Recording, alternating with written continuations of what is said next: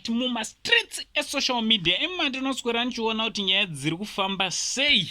Aiwa ndabva ndasangana nababa Harare zvaaita kama kusendise nezuva ranhasi angomuka akanakirwa nezvaakaita nezuro zvatinoda kuti ndinge ndiri ndinokuzivisai.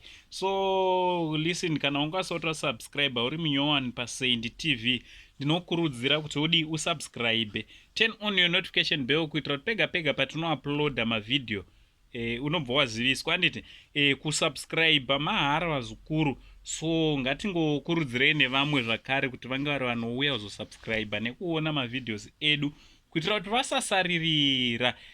So ndichitoti maswera sei, zviri kudii kwese kwamuri. Anditi nichoninjani vazukulu vami avazukulu vami.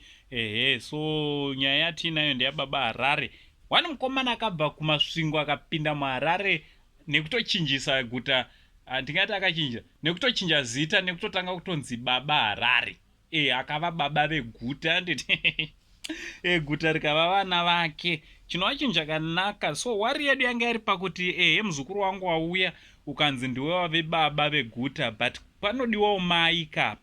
So akazoendawo nezuro akanokumbira mudzimai. Anditi mudzimai waakakumbira ndiye Noma zveuyu musikana anopresenta paNash TV. Aiwa, chinova chinhu chakanaka.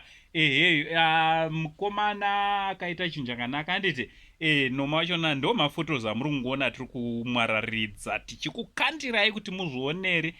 Tati aiwa, nhasi ndomborega kubuditsa chiso changu ndichingoti makorokoto kuna baba Harare newe Noma nembai yenyu yamatanga. Anditi baba namai Harare hazvakumeka sense manje, baba naamai Harare. Aiwa, tinokorokotedzai nemba yenyu yamatanga ino. Anditi vazukuru, chinhu chakanaka kuenda kuti chinorora madzimai.